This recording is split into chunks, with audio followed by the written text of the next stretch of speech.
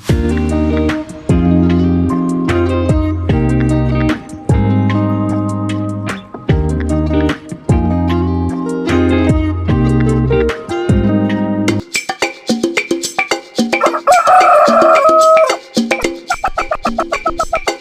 day sa ating lahat mga kaibigan. Ano na naman tayo sa ating channel na Mercado Official po. Sa akin mga kaibigan, may nag-comment na ano daw. Hindi na natin pag-usapan mga kaibigan kasi iba yun. Ang topic natin dito mga kaibigan ay kung gusto mong lumabas ang tunay na galing at lakas ng palo. Ganito ang estilo ng pagpurga gawin niyo po. Papunta ng 21 day skip mga kaibigan.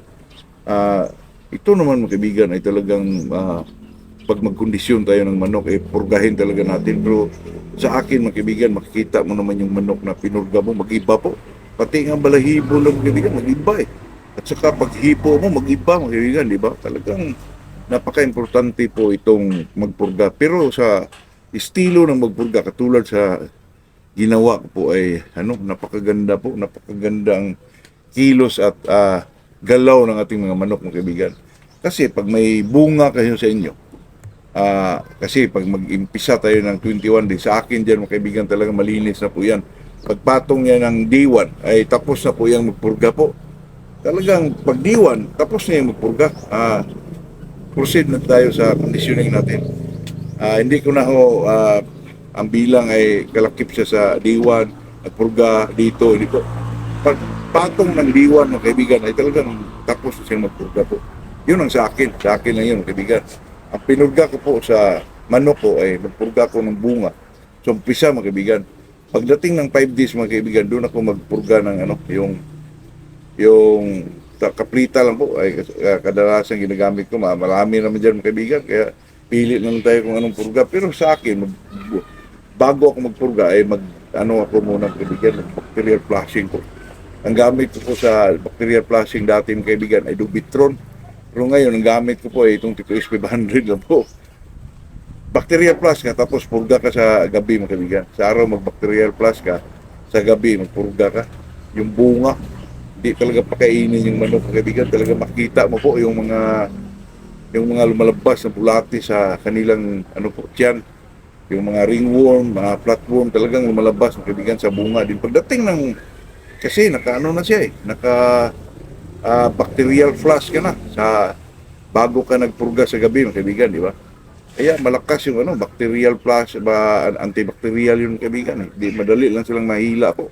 Tapos sa 5 days, pagdating ng 5 days mga kaibigan, purgahin ko ulit sa madaling araw po. Yung kaplita lang mga kaibigan, marami naman dyan. Pero ang gamit ko po ay yung hammer. Kasi makita mo talaga yung parang greenish yung mga kaibigan, lumalabas din, parang malinis yung dito mga kaibigan. Yun lang. Tapos umpisa ng conditioning mga kaibigan, iba ang kilos ng manok ko. At saka makita mo sa hipo mga kaibigan na talagang walang bulati ang manok ko, na pag-iba ang hipo po. Yung dati na hindi mo pinurga mga kaibigan, saka pinurga mo mag-iba. At saka ang balahibo mga kaibigan, biglang kumintab po. Totoo yan, kung sino man yung nakabantay dyan mga kaibigan. Iba talaga magpurga, lalo na pag mag-double ka magpurga mga kaibigan. Pero mas maganda yung bunga. Pwede naman yung kaprita, pero mas maganda yung kaumpisa mga kaibigan, bunga po. Tapos pagdating ng 5 araw, sigundahan mo ng kaprita mga kaibigan. Pero naka-bacterial flush ka na. Kasi ang manok mga kaibigan, pag ito malinis talaga yung mga nila dito mga kaibigan, yung sa tiyan nila po ay talagang maganda ang daloy ng pagkain nila mga kaibigan. At saka makikita mo talaga sa mga kilos nila po, iba talaga yung malinis yung katawan ng isang manok po, malinis yung walang mga bulati mga kaibigan.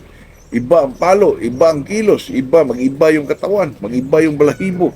Yan napaka-importante yung magpurga.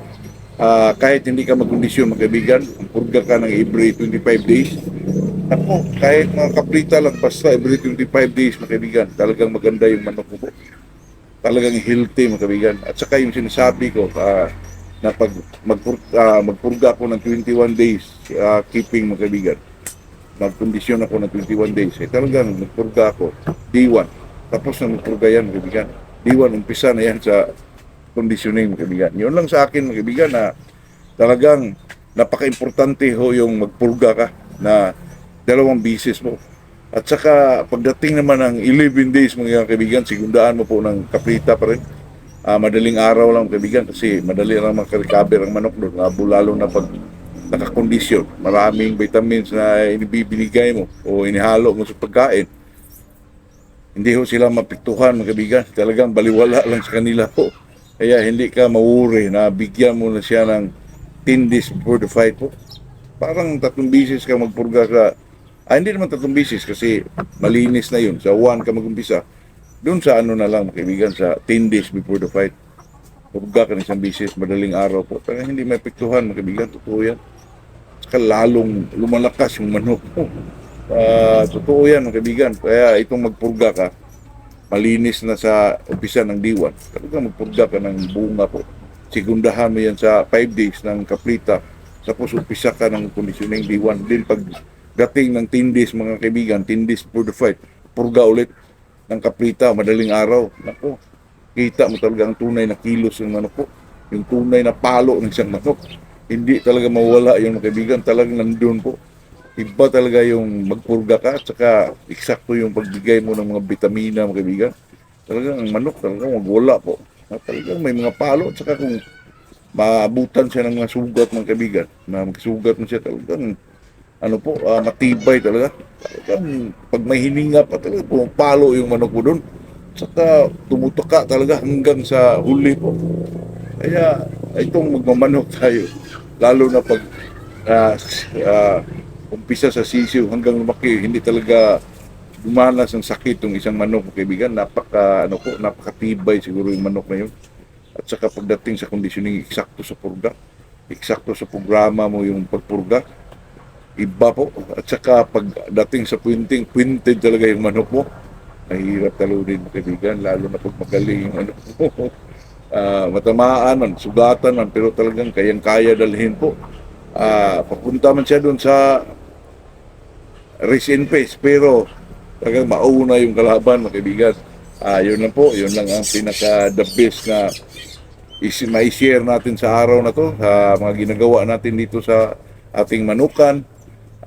Kung sino man yung gustong mag sa pahulugan natin mga kaibigan, just contact me through Facebook, Macau Shots, kasi talagang ano lang po, unti lang talaga, sa makauna lang mga kaibigan, sa makapasok lang po.